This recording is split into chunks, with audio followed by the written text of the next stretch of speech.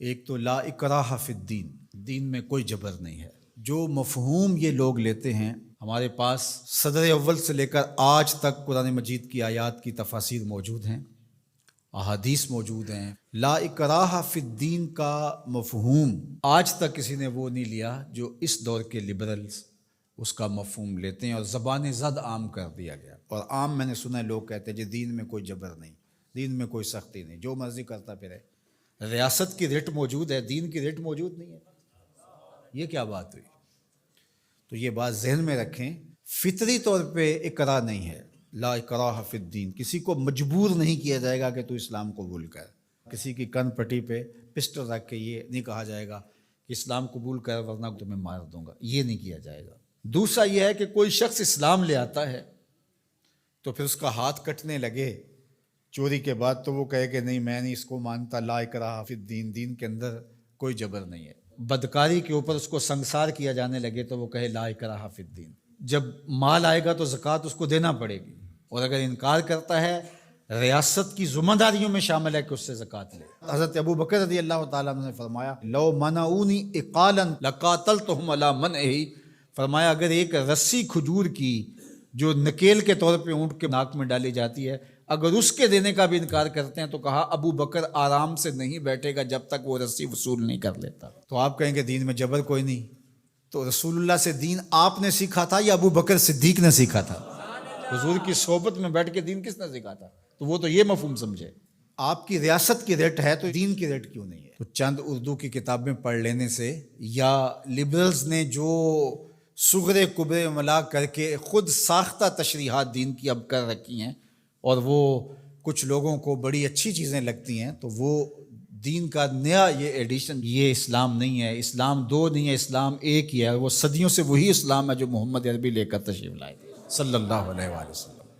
تو ایک بات یہ ذہن میں رکھیے گا۔ اور دوسری بات جو اس ججمنٹ میں لکھی گئی، فیصلے میں، وہ قرآن مجید کی تحریف کی گئی تھی اور وہ محرف نسخے تقسیم کیے گئے تھے، یہ سارا فیصلہ جس پہ ہوا ہے، اور 5,000 روپے کے اسٹامپ کے اوپر ہی ضمانت دے دی گئی۔ ساتھ یہ لکھا گیا کہ قرآن کی حفاظت تو اللہ نے اپنے ذمہ کرم پہ لی ہے۔ اچھا، وہ جو بونے لوگ ہیں نا، وہ کہتے ہیں لو تم بات کرتے ہو، انہوں نے 2 آیتیں لکھی ہیں۔ میں نے کہا دونوں لکھی اور دونوں کا مفہوم اپنی مرضی سے قرآن کی تعبیر سے ہٹ کے لکھا۔ آیت لکھی انا نحن نزلنا الذکر و انا لہ لحافظون، اس کو ضمانت دے دی جس نے جو ہے وہ قرآن مجید کا مفہوم بدل کے کتاب چھاپی۔ پہلے تو میں پوچھتا ہوں آپ سے کہ اگر پاکستان کے دستور کو کوئی اپنی مرضی سے چھاپ دے تو کیا آپ چھاپنے دو گے؟ آپ اجازت دو گے؟ کوئی بات نہیں، اپنی مرضی سے، اس کو آزادی اظہار کا اتنا حق تو ہونا چاہیے۔ چند لوگوں نے سر جوڑ کے جو قانون وضع کیا ہے اس کو اس ملک کا کوئی شہری اپنی مرضی سے تبدیل نہیں کر سکتا، اور اگر کرے گا تو قابل مواخذہ جرم ہوگا، تو رب کے قرآن کو کوئی اپنی مرضی سے کیسے تبدیل کر سکتا؟ اور پھر یہ کہا جائے کہ اللہ نے قرآن کی حفاظت اپنے ذمہ لی ہے، آپ خام خواہ کی ٹینشن کیوں لے رہے ہیں؟ میاں اگر یہی بات ہے، اس کا انکار نہیں ہے کہ اللہ نے قرآن کی حفاظت اپنے ذمہ کرم پہ لی ہے، لیکن اس مفہوم کو نہیں لوگ سمجھ پائے کہ جو اللہ کی ذمہ داری ہوتی ہے اس کے ظاہری نظام کیا ہوتے ہیں۔ اللہ تعالیٰ نے قرآن مجید کی حفاظت اپنے ذمہ لی نا، لیکن جب لوگ مختلف قراتوں کی طرف جانے لگے تو سب سے پہلی فکر کس کو ہوئی؟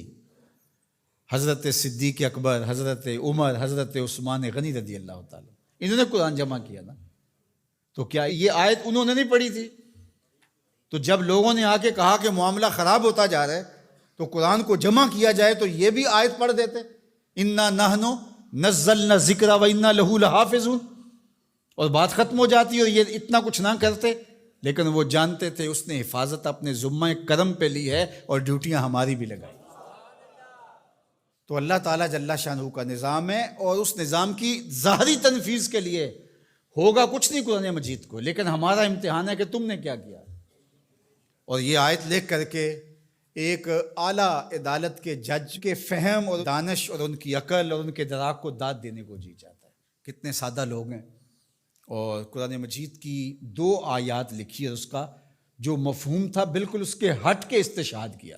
اور ختم نبوت کا مسئلہ کوئی عام مسئلہ نہیں ہے، اس لیے ہمارے ذمہ داران کو سوچنا چاہیے، اس وقت ملک میں جو سیاسی عدم استحکام ہے، معاشی بحرانوں میں ہم دبے ہوئے ہیں، تمہاری عدالتوں پہ پہلے کس کو اعتبار ہے؟ ذرا آ کے مخلوق میں بیٹھ کے ان کی باتیں تو سنو، تمہارے بارے میں یہ سوچتے کیا ہیں؟